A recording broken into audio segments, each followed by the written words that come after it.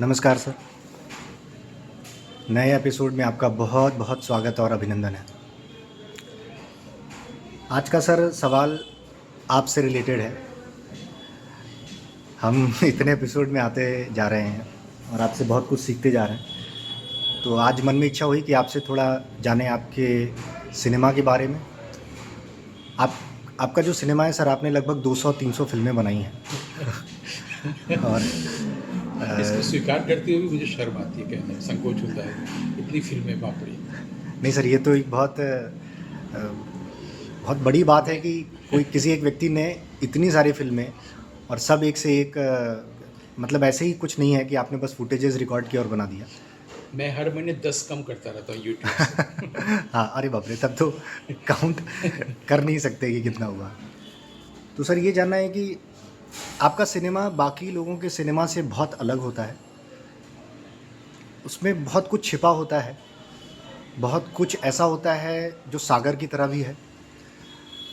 और आपका एक स्टाइल है, उसमें जो कलाकार होते हैं, वो लोग भी कुछ अलग दिखते हैं, बाकी के सिनेमा से अगर हम कंपेयर करें तो।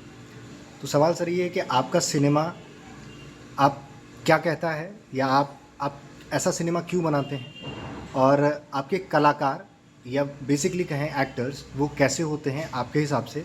आप क्या ढूँढते हैं अपने एक्टर्स में? आप क्या चाहते हैं कि आपका एक्टर क्या हो? आपका पर्सपेक्टिव क्या होता है उनको लेकर के? ये मुझे खुशी इस बात की हो रही है कि कोई मेरी फिल्मों पर भी बात कर रहा है।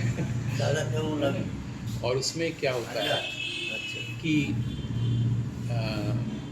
इसको बताने के लिए तो कुछ नहीं है, लेकिन इसकी शुरुआत एक नए ढंग से करते हैं, जिससे कि विषय प्रवेश हो और फिर प्रस्थान। जी। ये तरीका अच्छा होता है ना, हुँ। तो फिर सारे प्रश्न ही नहीं रह जाते हैं। जी। तो इसकी शुरुआत ऐसे करें कि हमारे उपनिषदों में शांति पाठ होता है, फिर ज्ञान की बातें होती हैं। तो वो शांति पाठ मैं बताने जा रहा हूँ, वो ये है कि हम लोग, मतलब हम दोनों, मतलब उसमें होता था गुरु और शिष्य में जो संवाद होता था उसको उपनिषद होता था। तो उसमें वो लोग कहते थे कि हम दोनों का साथ साथ पालन हो, हम दोनों की साथ साथ रक्षा हो, हम दोनों का जो बौद्धिक वीर्य है उसकी वृद्धि हो, साथ साथ हम लोग का जो अध्ययन है हम दोनों का, उस अध्ययन वो अध्ययन तेजस्वी हो, और हम दोनों में कभी विद्वेष की भावना ना आए। ये शांति पाठ होता था। हाँ। ये जो वेद है, यजुर्वेद की जो कठ शाखा में जितने उपनिषद हैं उसमें शांति पाठ आपको यही मिलेगा। हुँ। वो चाहे कठोपनिषद हो, चाहे तैत्तरीय उपनिषद हो, चाहे श्वेताश्वतर उपनिषद हो, ये शांति पाठ है। हुँ। तो सिनेमा पर बात करने से पहले ऐसी शुरुआत से आपको लग गया होगा, जी। दरअसल हम उधर ही चल रहे हैं।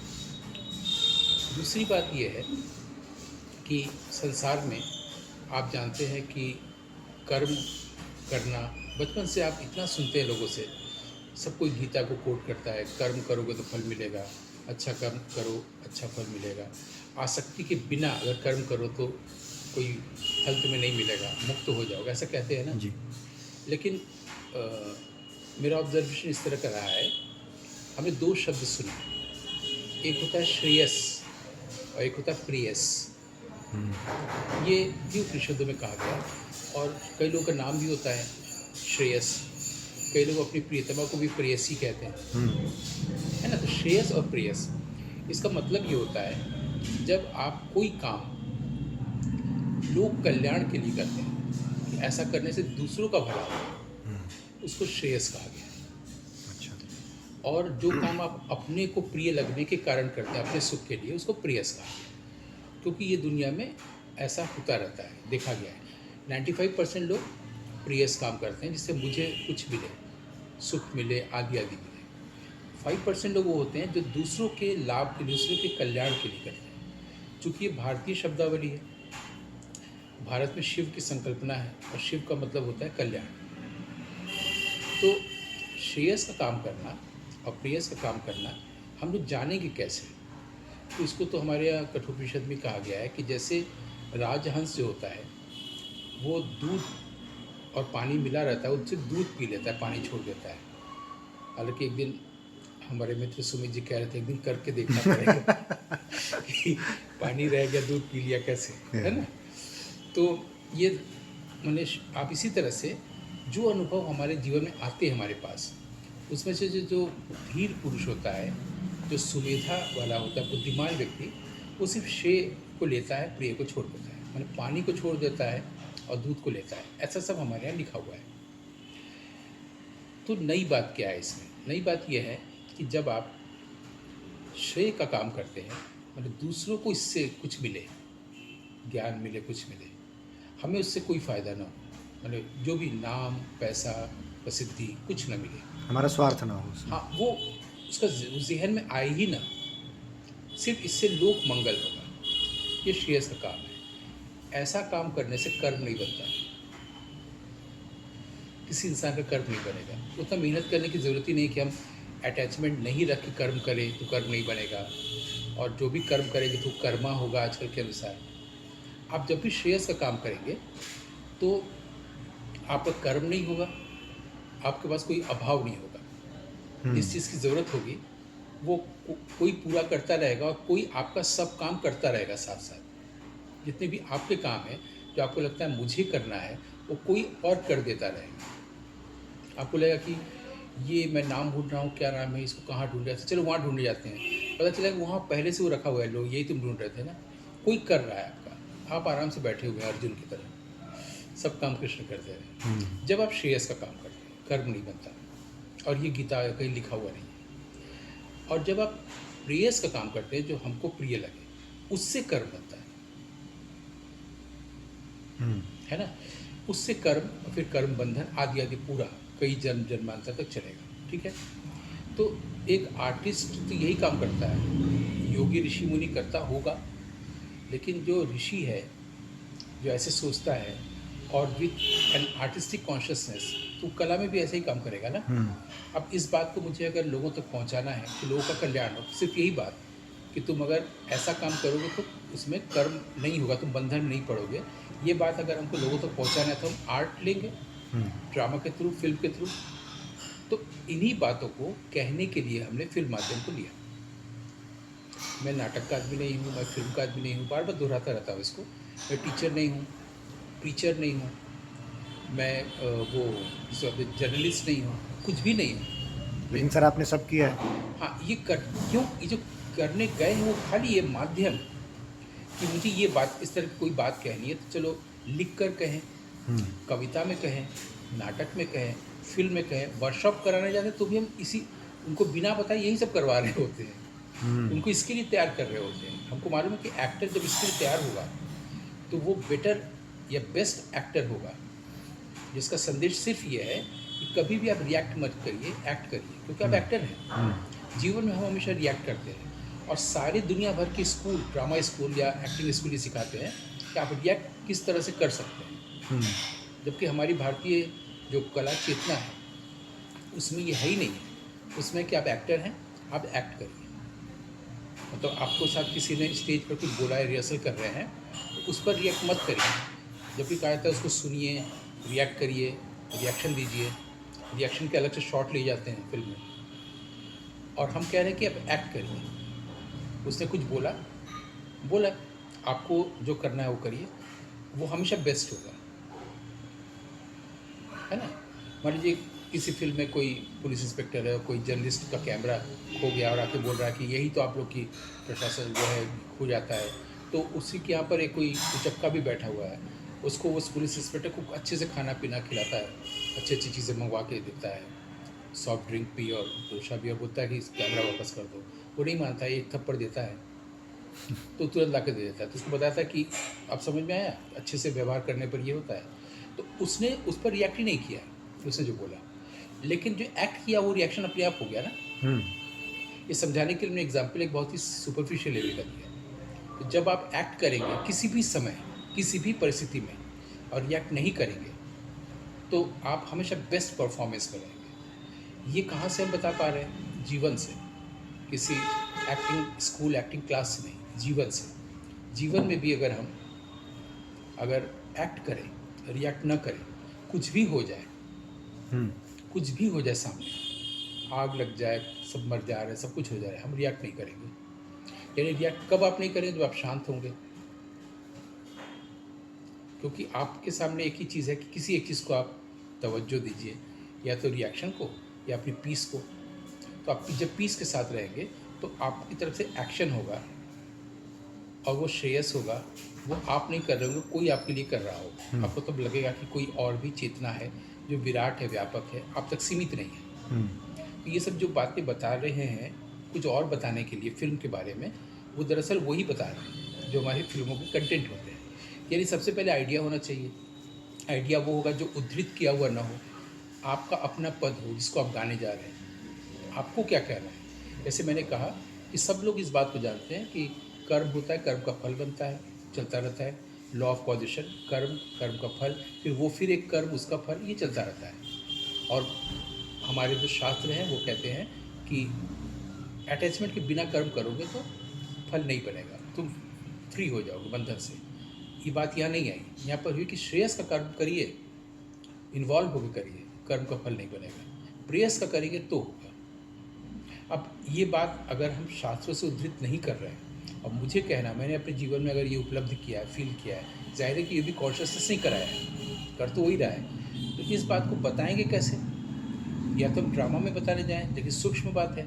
सूक्ष्म बात के लिए जो मैच करता हुआ, जो एप्रोप्रिएट मीडियम है, वो है फिल्म, है ना। फिल्म में आप सूक्ष्म की तरफ जाते हैं, तो सूक्ष्म बात के लिए वो एप्रोप्रिएट मीडियम है, तो वो हम बताते हैं। अब होता क्या है कि सूक्ष्म बातों को जब आप बताते हैं फिल्म माध्यम से, सिनेमा माध्यम से, कला माध्यम से, तो वो सूक्ष्मता सीधे पहुंचती है, क्योंकि वो आइडिया ही मौलिक है, वो तो पहुंचेगी।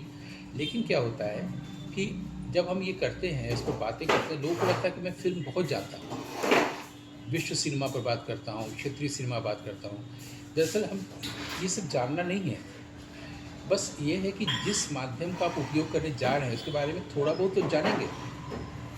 बिना जाने आप उस माध्यम का प्रयोग कैसे करने जा रहे हैं? तो वहाँ पर आर्ट, साइंस, फिलोसॉफी, तीन चीज़ें आएंगी। पहले फिलोसॉफी आएगा जो आइडिया है, फिर आप आर्ट माध्यम में कहने जा रहे हैं तो आर्ट आ गया, आर्टिस्टिकली होना चाहिए, वो इमेज को सिनेमेटोग्राफिक होना चाहिए, फोटोग्राफिक नहीं होना चाहिए। और साइंस ये है कि आपको मालूम होना चाहिए कि इस कंटेंट के लिए, आइडिया के लिए कौन सा लेंस यूज़ करें, टेक्निकल, है ना। साइंस आया ना, आपको पता होना चाहिए कितना एम्पियर का बल्ब लगाएंगे, कैसा लाइट होगा, ये साइंस हो गया। तो आर्ट, साइंस, फिलोसॉफी, ये तीन चीज़ें अपने आप आएगी बाहर की दुनिया में। इनको आप अगर मिनिमम नहीं जान रहे होंगे तो आप करेंगे कैसे? तो इनको मिनिमम जानने में आ जाता है बर्गमैन और तार्कोस्की और फिर ये और वो सारी। तो लोगों को लगता है कि हम बहुत जानते हैं। दरअसल किसी भी व्यक्ति को किसी भी माध्यम का प्रयोग करने से पहले थोड़ा बहुत जानना ही चाहिए ना, तभी तो आप प्रयोग करने जा रहे हैं। ये तो इमेच्योर प्रयोग हो। ये हुई एक विषय प्रवेश। अब इसके आगे ये है कि हम क्या चीज़ ऐसा दें जो दुनिया नहीं जानती, और अपने देश से हम क्या दे सकते हैं। जब दुनिया में जैसी फिल्में बनती थी 40s और 50s में, उसमें सत्यजीत रे ने पौथिल पाचाली दिया दुनिया को। जब दुनिया में विश्व युद्ध हो रहा था, वहाँ रविंद्रनाथ ठाकुर ने शांति का संदेश दिया, कविता दी, गीतांजलि। तो अभी की परिस्थिति में हम क्या दे सकते हैं डिजिटल एरा में? तो हमने देखा बहुत चीज़ें ऐसी है जो सिर्फ भारत में कहीं नहीं है। जैसे सबसे पहली बात यह है कि संध्या भाषा एक ऐसी भाषा है, ट्वाइलाइट लैंग्वेज, ये कहीं नहीं इंट्रोड्यूस ही नहीं की गई, ये लोग जानते ही नहीं। और ये वैदिक समय से है, वेद उसी में लिखा गया है। एक भाषा तो वो होती है जो हम आप बोलते हैं, समझते हैं, जैसे संस्कृत हुआ, प्राकृत हुआ, फ्रेंच हुआ। और एक है कि कहने का ढंग, किस स्टाइल में कह रहे हैं, छंद, रीति, स्टाइलिस्टिक्स, वो उसको भी भाषा कहते हैं। कि आपने इस ढंग से कहा कि मेरे तक बात पहुंच गई, और वो बात शब्दों में आया भी नहीं और आया भी नहीं, उसकी गहनता भी छुपी भी रहेगी, पवित्रता भी नष्ट नहीं हुई, और मुझ तक बात आ गई। इस तरह से वेद कहा गया, इस स्टाइल, उसको भी हम भाषा कह रहे हैं। कविता में बहुत सारी बात कही जाती है, बिंबों में कही जाती है ना, फिल्मों में भी इमेजेस में कही जाती है। वो तो ऐसे नहीं कहा जाता है कि मैं तुम्हें प्यार करता हूँ, ऐसे आप कहानी लिखेंगे, कविता लिखेंगे तो अजीब लगेगा। लेकिन आप अगर कहेंगे, जैसे कि चेखोव कहते थे कि शो बट डोंट टेल, आप मत कहिए चाँद सुंदर है, आप नीचे दिखाइए बहुत सारे शीशा है जो बिखर गया है, उसमें चाँद का प्रतिबिंब पड़ रहा है, ऐसी फिल्मों में भी है कि डोंट शो बट टेल। कई लोग दोनों यूज़ करते हैं, जहाँ बताना होता है बताते हैं और जहाँ दिखाना होता है दिखाते हैं, दोनों को भी यूज़ करते हैं, है ना। ये काव्यात्मक आर्टिस्टिक बात हो गई ना। सीधे सीधे कहने से उसका कोई असर नहीं होता, आप कैसे कह रहे हैं। तो वेद जिस भाषा में कहा गया है, मैंने पहले तो वहाँ पर संस्कृत भाषा बनाई गई, वो लिखने पढ़ने बोलने के लिए। फिर छंद बनाई गई कि आप छंद भी कहें, यानी कविता आप रचने जा रहे हैं, वेद कविता है। और अब आप किस तरीके से कहेंगे मज़ा आता है, वो है एक भाषा, संध्या भाषा, ट्वाइलाइट लैंग्वेज। ये कहीं भी नहीं है। और अभी तक लोग नाटक या सिनेमा या पेंटिंग के ज़रिए इसको दुनिया तक नहीं ले गए हैं। तो मैंने इस पर फिल्म बनाई, और फिर फिल्म ही नहीं बनाए, इस भाषा में ही फिल्म बनाने लगे। तो ट्वाइलाइट सिनेमा हमने नाम ही दिया है। पहले मैंने नाम दिया टेक्स्ट फिल्म। टेक्स्ट फिल्म का मतलब जो टेक्स्ट बच्चे नहीं पढ़ते हैं, पढ़ेंगे डिजिटल एरा में, उनको फिल्म के बहाने पढ़ा देंगे, जैसे नाट्यशास्त्र। मेरी पहली टेक्स्ट फिल्म नाट्यशास्त्र है, पंचम वेद, जो दिखाए हम बना के। बहुत लोग आते थे कि आप नाट्यशास्त्र पर फिल्म कैसे बना रहे हैं, तो टेक्स्ट फिल्म। फिर बाद में हमने उस लैंग्वेज को नाम दिया ट्वाइलाइट सिनेमा। मैंने जितनी भी फिल्में बनाएंगे उसको सिनेमाटोग्राफिक इमेज तो है, लेकिन वो ट्वाइलाइट भाषा में है। जैसे मान लीजिए हमने कुंवर नारायण की कविताओं पर फिल्म बनाई। कुंवर नारायण की कविता पर जो फिल्म है, वो फिल्म क्या होता है कि आप उस कविता पर इमेज देंगे ना, तो फिर कवि ने जो इमेज लिया है अपनी कविता में और आप जो इमेज दे रहे हैं, दोनों में फ़र्क क्या है। इसका मतलब ये होता है कि पोइटिक इमेज अलग होता है, सिनेमाटोग्राफिक इमेज अलग होता है। वो अलग दिखना भी चाहिए, और वो हमें दिखाया। भले उसको शूट के लिए हमको गुलमर्ग जाना पड़े या कहीं जाना पड़े, लेकिन हम पोइट का इमेज नहीं ले रहे। इसलिए जब वो आग बोल रहा है तो आग नहीं दिखा रहे, हम पोइटिक इमेज को ट्रांसलेट कर रहे हैं या ट्रांसफॉर्म कर रहे हैं सिनेमाटोग्राफिक इमेज में। अभी एक भारत के बाहर के एक बहुत बड़े प्रकाशन है विश्व का, सब उसमें मेरा ये आर्टिकल आने भी वाला है कि कैसे मैंने किया पोइटिक इमेज को ट्रांसफॉर्म, कैसे किया सिनेमाटोग्राफिक इमेज में। ठीक, अब अगला पक्ष जिसको मैं इसको शॉर्टेन कर रहा हूँ, वो ये कि सिनेमा में डायरेक्टर के लिए एक्टर एक टूल्स होता है। जैसे मेज कुर्सी, वैसे ही वो जैसे कहेगा एक्टर वैसे ही करेगा, उसमें वो अपना बेस्ट दे। जो कि हम लोग पिछली बार बात किए थे ना कि मैं तो सिर्फ पे करता हूँ, बाकी हम उसको सिखाने थोड़े जाएंगे। उसी तो सीख के आया है, हम जैसा चाहते वो खाली दे, पे करेंगे, हो गया। यहाँ भी वो टूल है, लेकिन हम जिस तरह की फिल्में बना रहे हैं या बनाते जा रहे हैं या बना चुके हैं, उसमें एक्टर टूल नहीं है, वहाँ पर एक्टर है। इसी को समझेंगे। आइए ना सुमित जी, बैठिए, खड़े क्यों हैं। उसमें एक्टर को पूरा सम्मान है, उसका मान है। उसमें ये नहीं है, हालांकि बहुत सारी बातें हम एक छोटी सी पत्ती, पानी के पास एक पत्थर रखा है नदी में, उससे भी कह सकते हैं। जो कई एक्टर्स मुझे हंसी मजाक बोलते हैं कि आप तो पत्थर और पानी और पेड़ से भी बना लेंगे। हम कहा हाँ बना लेंगे, लेकिन अगर एक्टर लिए हैं तो वो एक्टर सिग्निफिकेंट होगा, लेकिन ड्रामेटिक से अलग होगा। ड्रामा में जो एक्टर होता है जिससे इमोशन को आउटबर्स्ट करता है आदि आदि, वो नहीं। वो एक्टर जो होगा रिफाइंड एक्टर होगा, बल्कि रिफाइंड होता हुआ होगा। और इस फिल्म में एक्टिंग करते हुए ही वो लर्न भी करता रहेगा और अपने आप को परफॉर्म भी करता रहेगा, और पूरी बात को लोगों तक भेजता रहेगा। क्योंकि बात ही अजीब है ना। आप तो ये बता रहे हैं कि श्रेयस का काम करने से कर्म नहीं बनता, इस बात को एक्टर को बताना है, तो सिर्फ डायलॉग बोलने से नहीं होगा। यानी इसको एक विशेष तरह का एक्टर होना है। तो जो विशेष तरह का एक्टर है, यानी उसके सामने कोई भी आदर्श नहीं है विश्व भर में, कोई ऐसा एक्टर जिसको वो पढ़े सुने, उसकी ऑटोबायोग्राफी पढ़े और सीखे। उसको ऐसा एक्टर बनना है, ऐसे कंटेंट के लिए, ऐसे आइडिया के लिए ना। तो ऐसा एक्टर कहाँ से आएगा? ऐसा एक्टर नाट्यशास्त्र से आता है। जिस भी प्रकार की एक्टर की आप कल्पना कर सकते हैं, सबसे पहले वो नाट्यशास्त्र देता है, और नाट्यशास्त्र बताता है कि इस प्रकार के कंटेंट के लिए किस तरह का एक्टर है। और तब छोटा सा मैं उद्धृत करता हूँ, वो जो 4 प्रकार के नायक हमारे बताए गए हैं, उदात्त, उद्धत, ललित और प्रशांत, ये 4, और रटवाया जाता है क्लासेस में, कोर्सेज में, लेकिन ये है नहीं। सब में एक शब्द जोड़ा हुआ है, धीर उदात्त, धीर उद्धत, धीर धीर प्रशांत, ललित। धीर ललित। मैं वहाँ कॉन्शियस स्टडीज़ में बोलने गया था एस्थेटिक्स पर, वो Niyas national institute of advance studies, उसमें एस्थेटिक्स पर था। वहाँ पर एक पीएचडी करता हुआ व्यक्ति जो प्रोफेसर भी है, वो बार बार ये बोला था, मैं उस पर जोड़ रहा था धीर, तो उसके लिए बहुत इनसिग्निफिकेंट था, नहीं भी जोड़ेंगे तो क्या, जब तक आप धीर नहीं होंगे।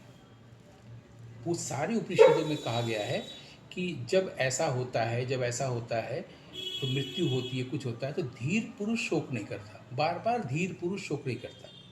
कठोपनिषद में बार बार आया ये बात। यम नचिकेता कह रहे हैं कि वो स्वप्नांतम जागरितांतम चोभव येनानुपश्यति महांतम विभुमात्मानम मत्वा धीरो न शोचति। स्वप्न में जितनी चीज़ें दिखाई देती हैं, जिसके कारण दृश्य जगत में, वेकिंग में जिसके कारण चीज़ें दिखाई देती हैं, उसको जान लेने पर धीर पुरुष शोक नहीं करता, सिर्फ जान लेने पर बस। और इस एक लाइन पर कठोपनिषद का ये मेरे ख्याल से 2 अध्याय है, 3-3 वल्लियाँ हैं, तो अंतिम